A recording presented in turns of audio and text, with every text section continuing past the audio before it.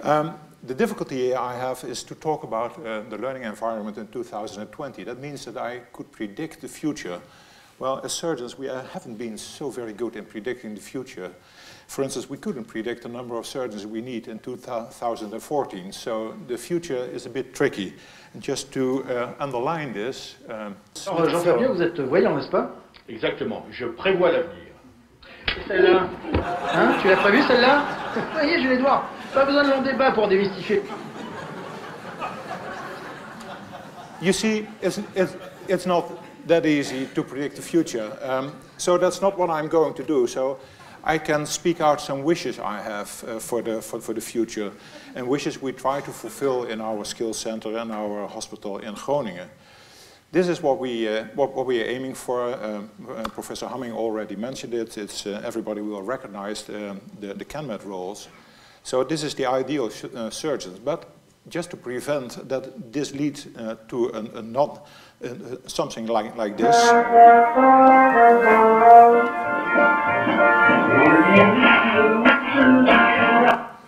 Not doing anything very well, but a combination of everything. There's a lot of effort to put into the surgical education to get somebody that can really sing or play an instrument. Well, there's a long way to go. This is where we come from. This we know, we recognize him immediately, Dr. Kildare. That was, in fact, how I was selected in the University Hospital in Groningen.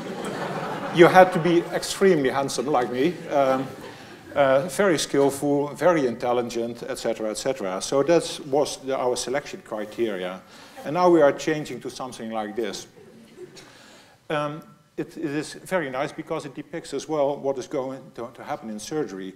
In the old times, all the things we did was using our hands. You see this surgeon uses his hands for a very particular reason. But what the problem is, in the future, we are using instruments. So our direct contact with the patient is disappearing, and we are using more and more instruments. That gives an enormous challenge on what should be trained. Now, when we train, there are a lot of things we need to train. This is just an example. When your entree arrives, it will be arriving this could be surgery. Your left and taken from your right. So here we know we're having an entree because we have the cutlery that is appropriate for an entree, and that's a large dinner fork and a regular size knife. So again, we're going to eat like this with our forefinger on the back of the fork. And it's one cut, move forward. You see, that's peanuts. Surgical skills can easily be learned. The problem is that the rules and the knowledge, that takes most of the time to get the stuff right. And she proves that very well. Well, for trying to get people at an adequate level in surgery, and especially in the technical skills, we built a skills lab. I just want to boast a little bit about our skills lab because we think it's quite nice. It's a huge building with an operating room, with all sorts of rooms, a wet lab, of course, all sorts of simulators, a simulator lab filled completely with simulators. We have the human patient simulators lying there, being dead very well. Crew resource management, operating rooms, intensive cares, a ward, etc. So my message is building a skills center is peanuts as long as you have 10 million euros. It's not the biggest problem. But getting it fit into the whole curriculum, that's the big challenge. So we are now about 7 years on our way with our skills center. We're having it, but getting it filled and getting it used is the most difficult part of it. Well, back to surgery. Well, this is in fact all the basic surgical skills you have to have for the old-fashioned surgeon. I learned this when I was about 4 or 5. It took me another 30 years to become a surgeon because you need to learn the procedural skills and all the rules. But again, you're working with your hands, so that's not a big difficulty. You saw many of this sort of videos already. Now in laparoscopy, it's a completely different ball game. Nothing is intuitive again. You're not working with your bare hands, you're using instruments and they behave in a funny way. It's even getting worse and worse and worse. You already saw the pictures of the little robots for the near future that swim through the bloodstream. So your direct contact with the patient is becoming very abstract. So a lot of skills we have to learn, a lot of technical skills, and we have to learn procedural skills.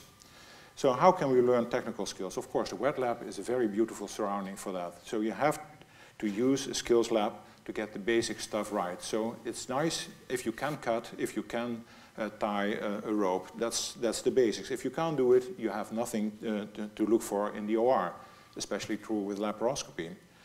So for that reason, I already mentioned, we have a skills center with beautiful simulators where you can fulfill all sort of tasks. This is a typical simulator task. It gives you a 3D perception, etc., etc. So loads of evidence, also that was mentioned. We do not have a problem with evidence that simulation works. We have quite another problem, because this is what we anticipated. We hoped that we had a skills center completely filled with residents using simulators.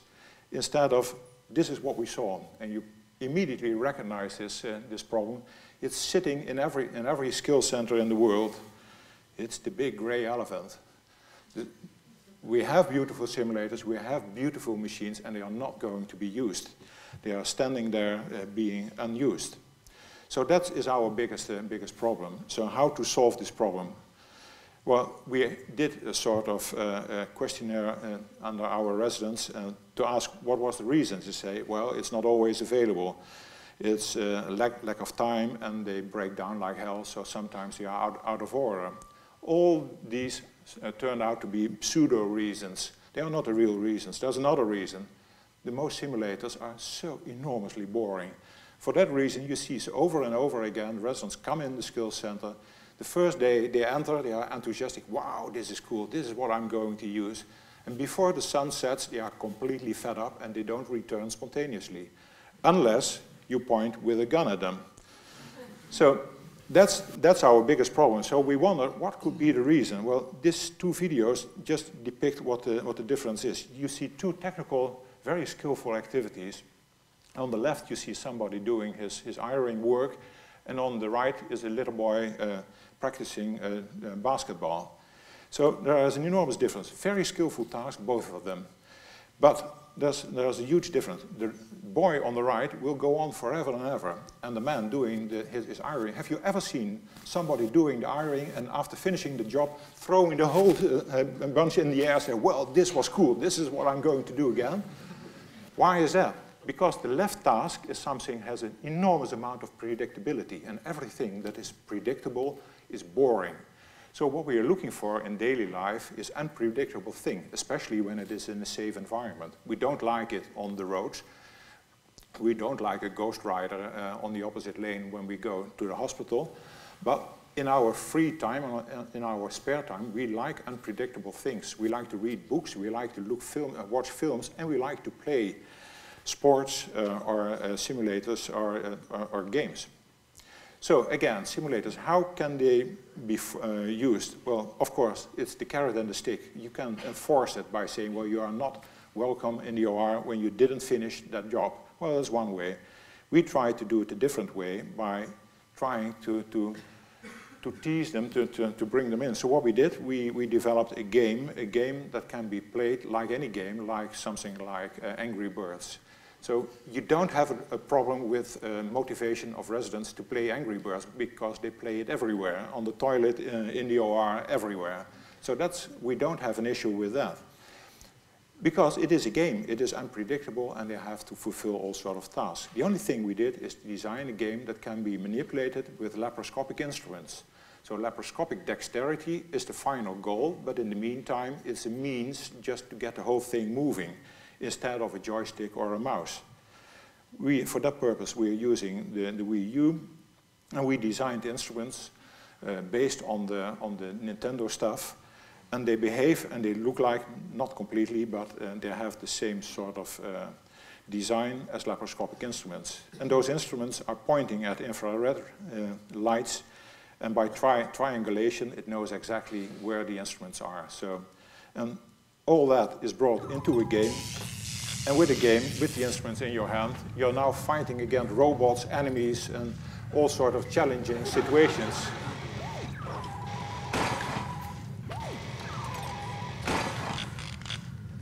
Very gratifying.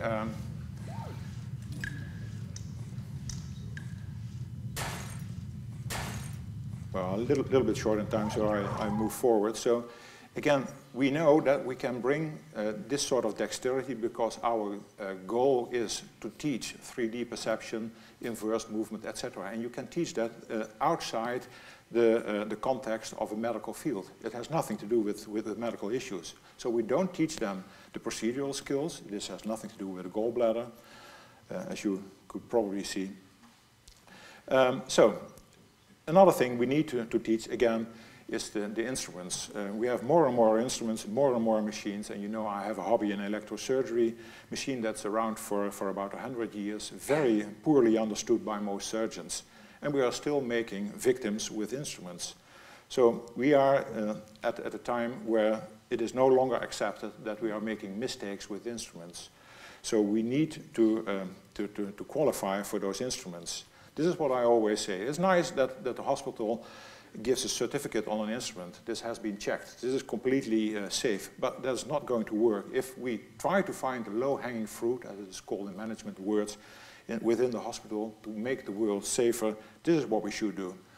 We should stick the sticker on the head of the surgeon instead of on the instrument, because we know 80 to 90% of mistakes are human errors and not machine failures.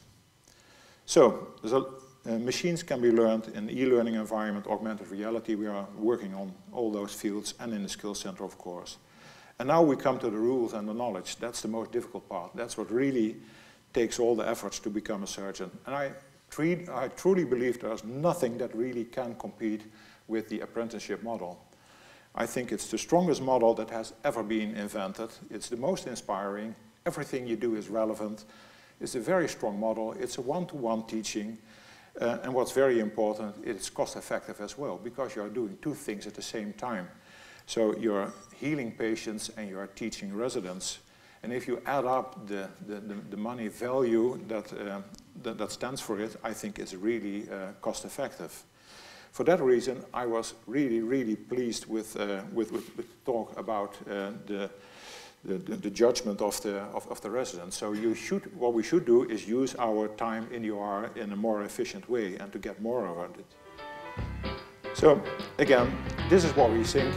Skills Center is nice for learning technical skills. This is what you should do in your backyard in a safe environment before you try entering traffic like this. This wouldn't be the ideal situation to learn bicycling, because here you need everything: rules, knowledge, improvisation, talent, etc., etc. So again, this is not the place to learn the basic skills. For that reason, we have a skills center and we have simulators and all the stuff. So what we are going to use in our hospital, but it's only one way to do it, is to use the method of video fragment rating. What we do is, especially in all the video mediated techniques, is that we will bring it into the computer, register the whole procedure, and the resident can look into the material and say, well, this were the key points, could you comment on that? The advantage is that you can give those rating fragments to different sort of teachers. So that takes away the problem with the relation during the procedure. So it really becomes independent of the observer. That's a thing I like very much. Again, as I say, it would be worthwhile if we put more effort in the observing during the procedure and feedback during the procedure. And this is what I like very much, and it's from one of our educationalists. We would be in an ideal world if the teacher was really responsible for the medical mistakes after finishing the teaching procedure. At the end of when someone becomes a surgeon, then you are really in a responsible position. I dare to say that none of the chief of the departments dare to do a thing like this. And you could wonder whether we are at the point where we want to be. So luckily we are making some progress. We come from this. Glasses. Moustache. Handkerchief. I'm going to operate!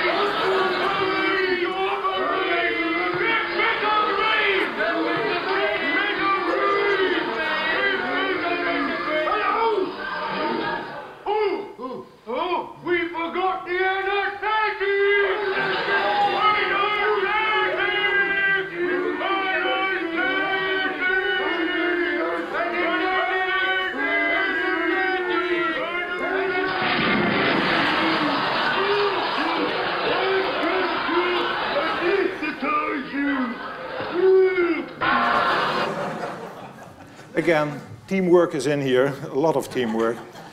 Again, my talk is more or less a sort of summarization of everything you heard already this morning.